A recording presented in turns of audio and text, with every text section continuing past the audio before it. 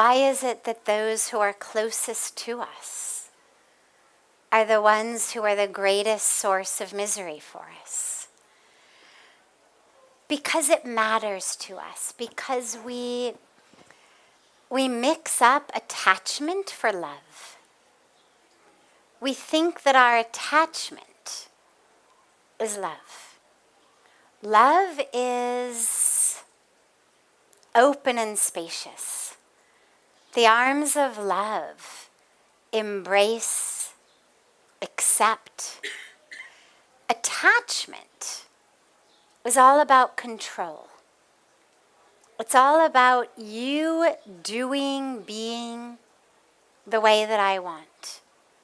Now, if someone on the street, imagine I'm walking down the street, and someone on the street calls me an insult, let's say. Some random person, someone I don't know, on the street. You know, it happens sometimes. There's drunk people or crazy people on the street shouting all kinds of nonsense. As we walk down the street, if someone says something, is it really going to bother you? Not much, because you know, अरे जाने दो, क्या फर्क पड़ता? पागल है या पिया हुआ है या कोई और problem है. They're drunk, they're crazy, who knows? But we're not going to take it inside. Because we don't have an attachment with that person. We don't have an agenda of how that person should treat us. We don't wake up in the morning thinking, I know this guy on the street, he better be nice to me today. We don't really care. He's nice, great. He's not nice, fine, hum aage badhe. But with our loved ones, with people who are close to us, with that love, we have attachment. We want them to be a certain way. We want them to treat us a certain way. We want them to speak a certain way, to act a certain way, to live a certain way.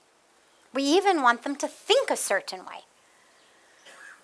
Like the arms of that attachment go not only into their actions and their words, but even into their thoughts. And so we set ourselves up for misery.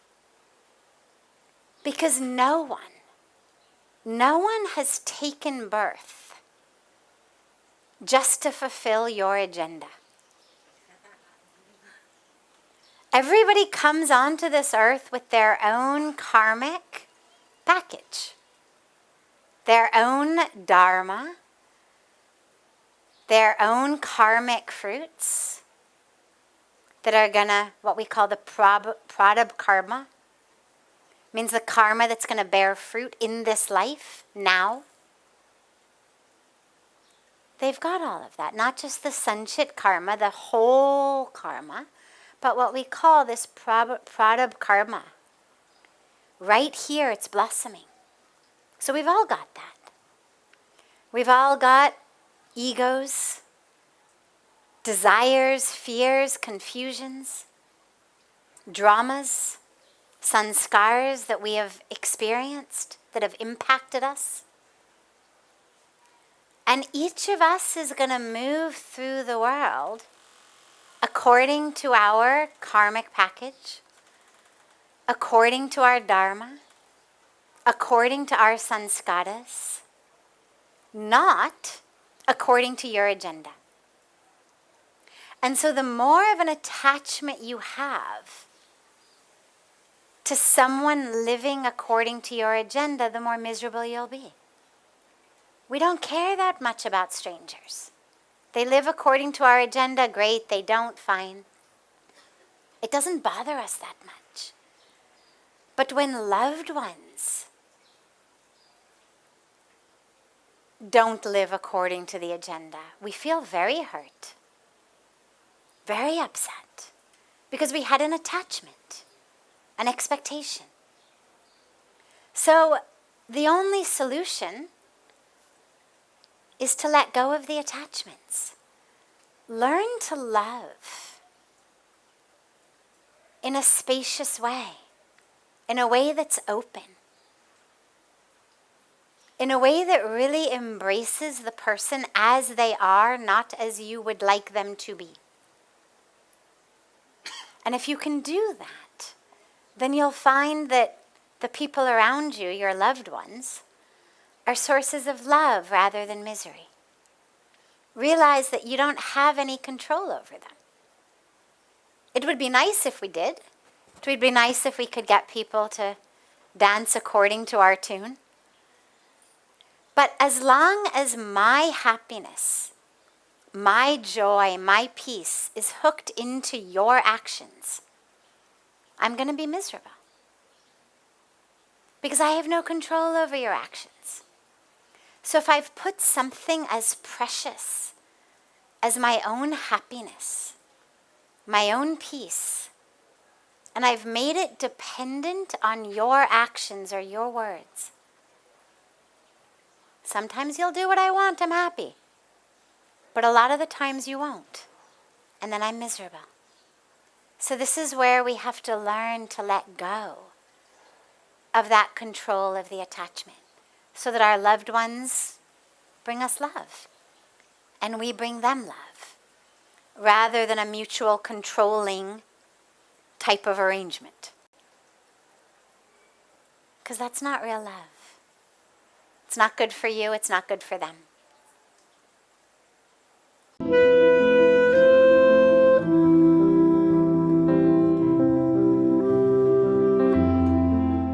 How do we stay connected to the divine all the time? And how do we always remember the divine? By realizing that the divine is in everything. If we envision the divine in only one very narrow way, then when we are sitting in our temples, or our churches, or our synagogues, or our mosques, where we are connecting to God in the one way that we envision, then we will feel connected. But when we go out of those houses of worship, then we forget. But if we remember that however we conceive of the divine, whatever our religion may be, there's one thing, and there's many things, but one specific thing in common amongst all of the religions. God is infinite. I don't know any religion that believes that God is not infinite, that God only lives in this box or that box. Because then it wouldn't be God, right? I mean, if it only exists right here, then it's, the water in my glass, or my microphone, or this piece of questions rather than God. Kind of part of the definition of the divine is that God, just एक minute हम इसको finish करें फिर हम आपके पास आते हैं. The definition of God, हम उसके बाद हम आपके पास आ जाएंगे. जी. मैं समझ गए. जी. So, the definition of God is that God is infinite. Now, we have a beautiful, beautiful teaching in our Upanishads that I love, that says, Isha vasyamidam sarvam, yat kincha jagatyam jagat. And what it means is everything in the universe is pervaded by the divine.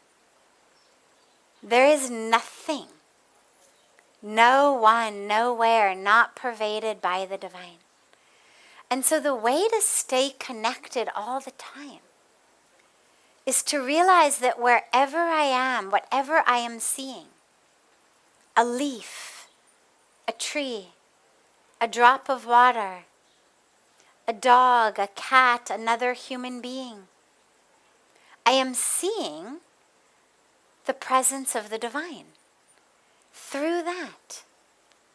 And if I can see that, why do you think in our Sanatan Dharma, we've been given so many beautiful embodiments of the divine in the form of different animals.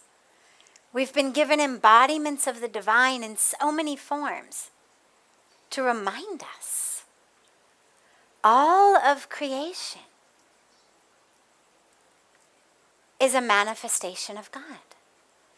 And so if every time I put my foot on the ground, I am aware that I am stepping on the divine, I'm going to walk very differently, very carefully. If I'm aware as I'm eating that what I am eating is divine, that this is God, feeding God, of God, right? Then everything I do is going to bring me back into remembrance of God. One of the beautiful techniques that I personally use and I suggest to others is, along the way, ideally we think of God and we're connected to God 24/7, all the time. But along the way, it's helpful to have things that remind us. So for example, every time you're going to eat food, every time you're going to drink water, just take a moment. Close your eyes. Connect with the divine in the form of the food, in the form of the water, in the form of the provider of the food and the water, in the form of Agni Dev in you that's going to digest this food. That's literally the divine is feeding the divine of the divine.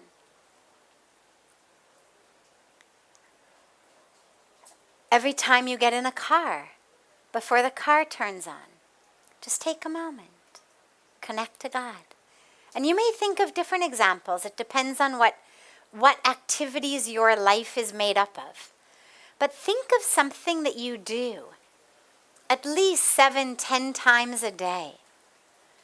And then connect that with remembrance of God every time you're going to do that. Just before you do it, take 30 seconds, 1 minute. Remember God.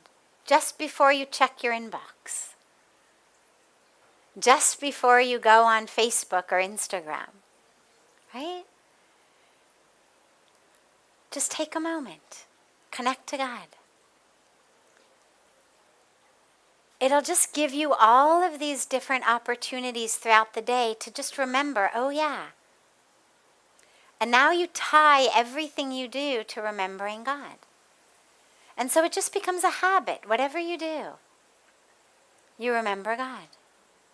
There's a beautiful line in our prayers here each morning that says, Mukh ho me ho Ram nam, Ram seva hath me.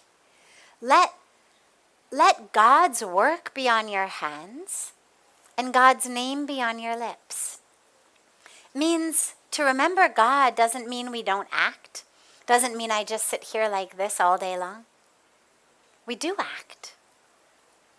But as I'm acting, my mind and my lips are on the divine. I'm remembering God.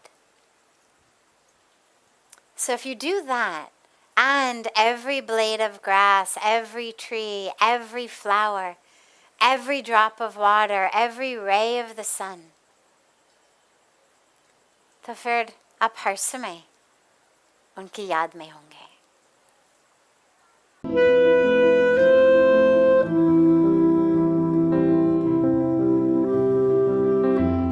I do everything for my family. And I do it with pure love and devotion. But I have to admit, sometimes I feel as though they're taking advantage of me. They expect so much and give so little in return. I don't think I'll ever change. I'll always be devoted to them. But it really hurts me the way they treat me.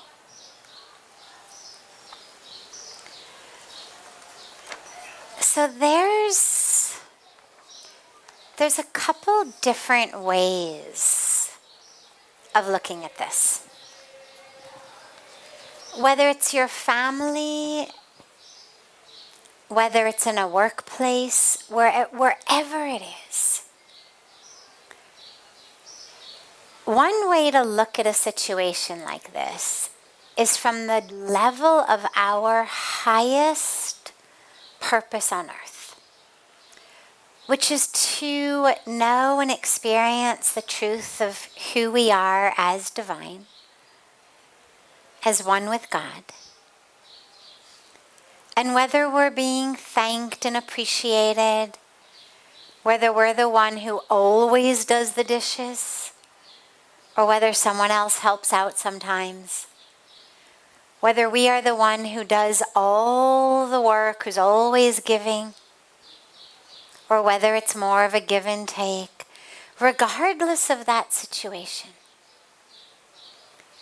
One way of looking at it is, well, the highest reason for which I'm here on earth is to experience the presence of the divine in myself, to know myself as one with the divine. And sometimes that opportunity comes in just unappreciated service, in just giving and giving and giving. Unrequited love. The giving 100%, getting 0 back. Sometimes it comes in a whole variety of other ways.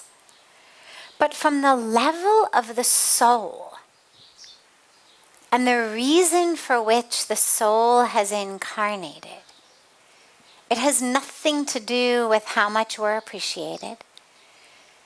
It has nothing to do with how much we're respected. It has nothing to do with how the work gets divvied up 50-50 if there's 2 people, or, equally among 4 siblings doing chores. None of that has anything to do, from the soul perspective, of me attaining what I am here for. And so one way of looking at this, when it is a family, is to say, well, okay, so God has put me in this situation. The universe has put me in this situation. My karmic journey has put me in this situation. Clearly my work is to be done in this situation. And that whatever they are giving me in terms of the lessons, the challenges, the teachings, the opportunity.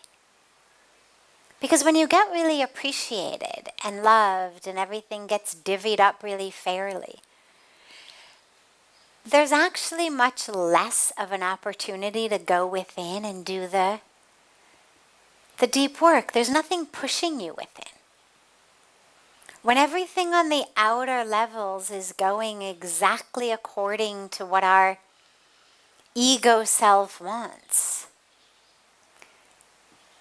well, then there isn't any discomfort. And when there isn't any discomfort, nothing pushes us deeper. But that's not what we're here for. We didn't take birth to keep our egos comfortable.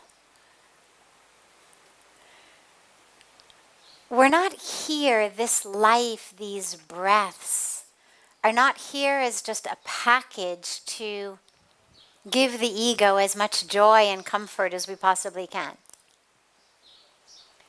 We're here to house or hold or be a vehicle of the soul on its journey.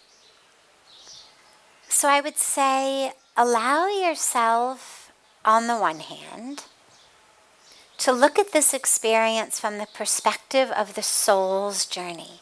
This is where you are. This is what has been given to you. How can you, in this situation, doing most of the work, getting very little in exchange, a sort of Cinderella syndrome, how in that circumstance can you find and experience that presence of the divine within yourself? Because that's critical. That's the deepest and the highest level, is how can I, in whatever the universe throws at me, how can I realize in that my highest calling? And then, of course, there's the level of what we could talk about as sort of individual dharma. And on the level of individual dharma, well, if you find yourself in a position of being the caretaker in your family, you can be pretty sure that some of your dharma, a part of your dharma, is being the caretaker in the family. That's why you have found yourself in that situation. So recognize that and embrace that. Okay, everybody's got a different dharma. People are here doing different things. We've got different skills, different abilities, different opportunities, different histories, pasts, circumstances, situations. The greatest crime we can commit against our own self is to try to compare our dharma with someone else's. Why do they get to live like that and I live like this? Right? Why do they have that situation and I have this situation? Well, we all have different situations. And there's opportunity, beautiful opportunity, and there's challenge. And we look at that. I mean, many of you know that my mom had a very bad stroke last year. And I went back to America. I spent 7 months there. The longest I've been out of India in 25 years. And then eventually at the end of that 7 months, when there was nothing that Western medicine could do, I brought her back here with me to India, back to the ashram. Now, if I had had 2 or 3 or 4 or even 1 sister or brother, or close cousin, sister, brother, the way that in Indian families it's all kind of one family with shared responsibilities, would it have been easier? Of course. Would it have been a lot smoother, a lot less stressful? Of course. And yet, it was very clear to me when I look back over the 51 years of my life that being an only child contributed to who I am in a dharmic sense on so many different levels. That there's so much that it gave me in terms of opportunity, experience.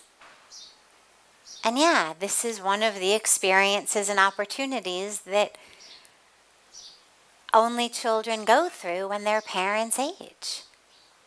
Is there isn't this community of siblings or cousin siblings to jump in and share. And so when you find yourself in situations, to really recognize, okay, so here's my dharma. And not to get into a situation of like, oh my God, this one's got, 4 brothers and sisters and they all live in the same city as the parents. making it so much easier. Not only is that useless, but it's actually very detrimental because it pulls you out of the ability to really anchor in your Dharma. Then it makes life look like the whole purpose is just for life to be as simple and easy and, relaxed as possible. But we know that's not what we're here for. Or we all would have been, born into Club Med. Why go anywhere else, right? We would just be born there, and our parents would live there, and our whole life would just be, some expanding version of a global Club Med. But that's not what we're here for. And so when you find yourself as that caretaker in the family, recognize that your Dharma is in there. So we've got the level of the soul in which any opportunity you're given is the opportunity in which you are supposed to connect with the divine, experience the truth of who you are. We've got the level of your Dharma in which being able to do what you are doing is a blessing because it's enabling